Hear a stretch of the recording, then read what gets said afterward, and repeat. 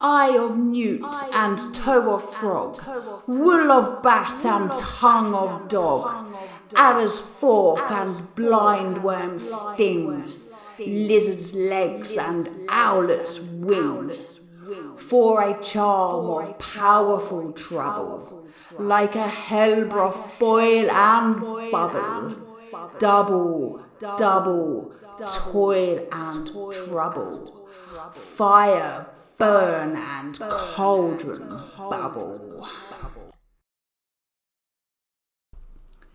Anybody who was familiar with this rather disgusting sounding witch's brew from Shakespeare's Macbeth would perhaps take it for granted that witches did in fact spend their time hunting down newts and scooping out their little eyes for future spells.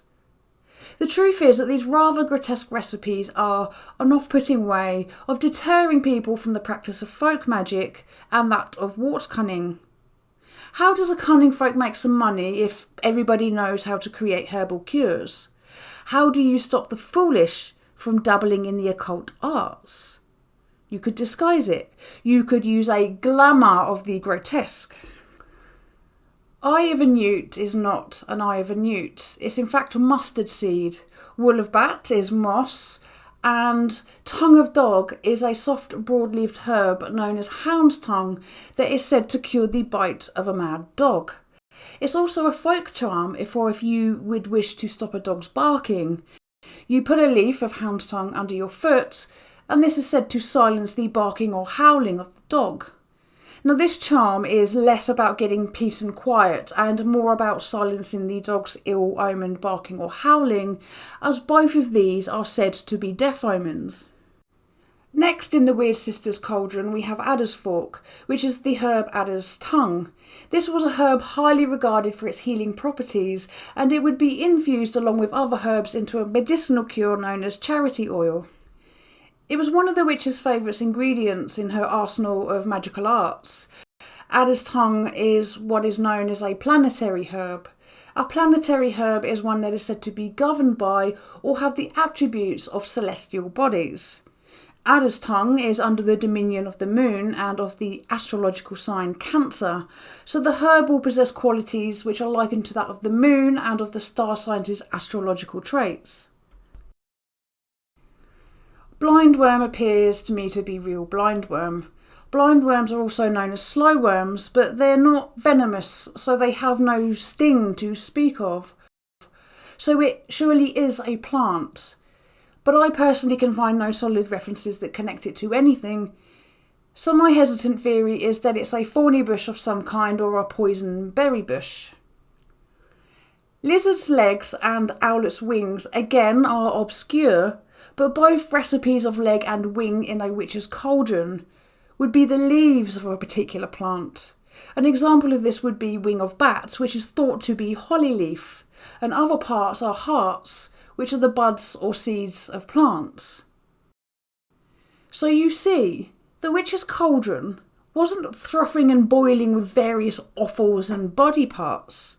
Instead, all of the paws, claws, eyes and tongues are the buds, fruits, leaves and other parts of plants of many kinds.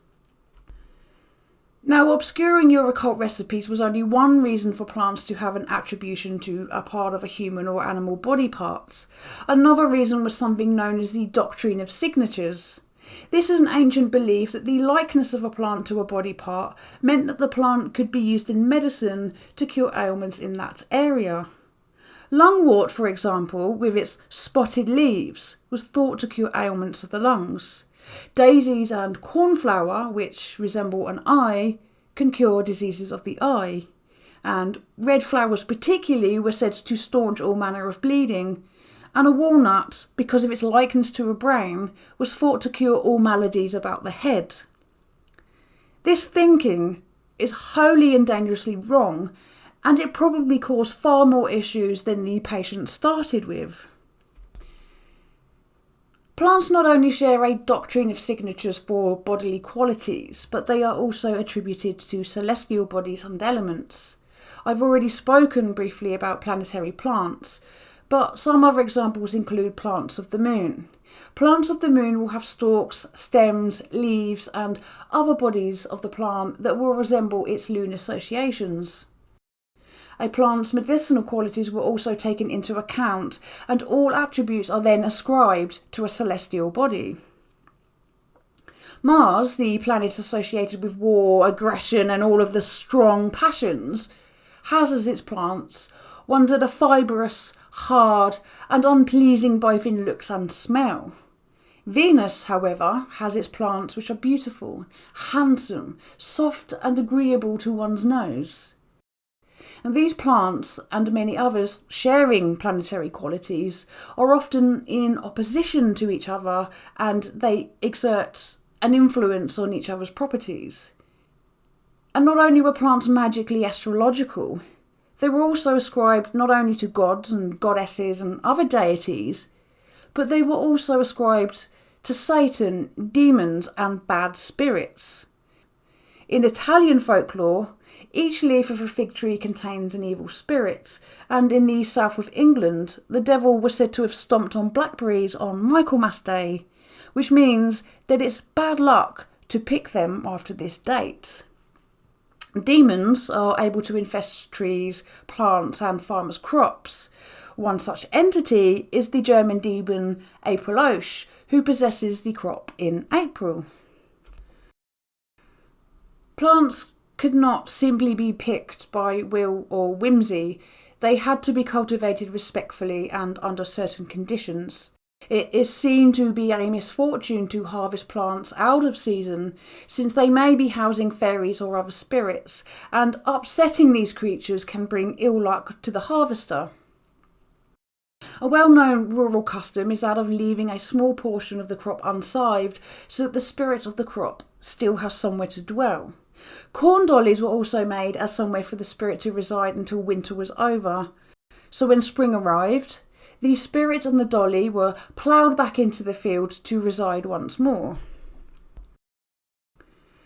Plants with magical qualities were to be picked in darkness, moonlight, or just before sunrise. If a magical plant was picked after sunrise, the magic and spirits of the plant picked would simply dissolve away. One of the most widely recognised plants that require specialist harvesting is the mandrake. Also known as the mandragora and devil's foot, its fleshy roots so resemble a human figure that it became a feared and respected powerful plant. Because of its forked appearance, it's also a plant of lightning, and it's said to shine at night and leap about like a will-o'-the-wisp. This glowing performance earned it the name the Devil's Candle.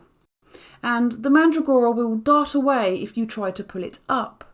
This is, unless you have some ingredients for a ritual or incantation. Otherwise, you will find that you'll be pursuing it endlessly. Benjamin Jonson, an English poet and playwright, in his Masque of Queens, has witches recount their ceremonial rituals, and one of these witches describes how she gathered the mandragora.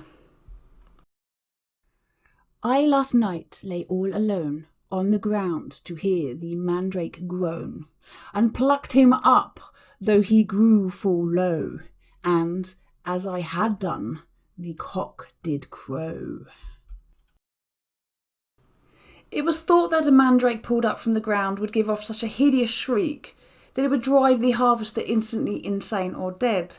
Methods of harvesting, therefore, required distraction methods and a very dastardly deed to our doggo friends.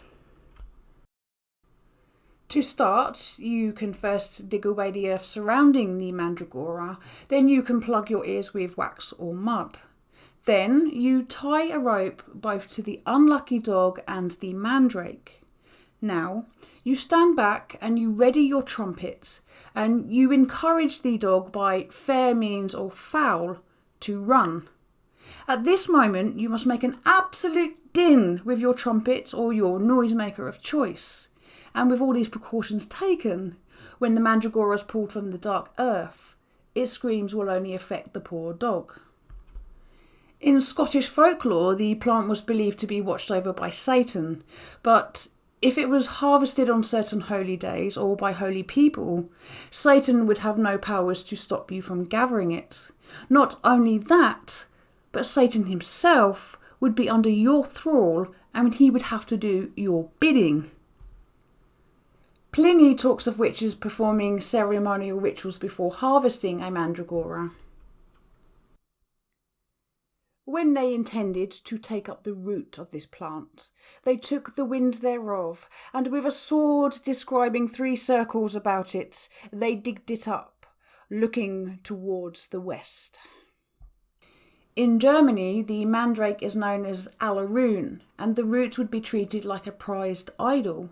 It's bathed, given tributes and wrapped in silks. It's then kept in a fine box that's imbued with magic or just simply very richly decorated. In return for such loving care, the owner of the Allerun could whisper their desires to the root in hope that those desires would come true. Why so much effort and risk and care for a plant? The mandrake, like the poppy, was used as an early anaesthetic by surgeons, so not only was it a plant highly prized by witches looking to cause pain, but it was also sought out by those attempting to relieve it. Great caution and respect was shown to plants by our ancients because of their belief in animism, that is, that everything in this world contains a soul. The souls or inhabitants of those plants could be worked with and a relationship built to procure a harmonious existence between man and nature. Animals too have their associations with plants, planets, weather patterns and mysticism. So we realise with the infinite connection of all things that the secret truth of the witch's cauldron is that the workings performed in it are carefully constructed and their purposes run deep. Though the potion in Macbeth's Song of the Witches appears to be a jumble of disgusting horrors, the combination of the contents of a cauldron and a spell's incantations served to strengthen the will and intentions of the practitioner performing the spells, and it served as a precise formula designed to conjure up and procure the aid of gods, spirits and demonic forces. A wrongfully created spell would be in antipathy to the desired result, and it would possibly create magical backlash to the practitioner of the ritual. The practice of the occult arts is not for the faint of heart or the lazy, because it requires skill, knowledge and dedicated studies that will always continue to grow and expand. It is no wonder that witches and cunning folk sought to obfuscate their grimoires to protect them from those who need not know. I just hope that I don't get turned into a newt for revealing these secrets to you. So that is part 1 of the secret truths of the witch's cauldron. In part 2, we'll be looking at the fine and evil workings of both black and white magic and the use of herbs in those instances. In the meantime, thank you very much for watching, and I hope to see you in the next video. Bye bye.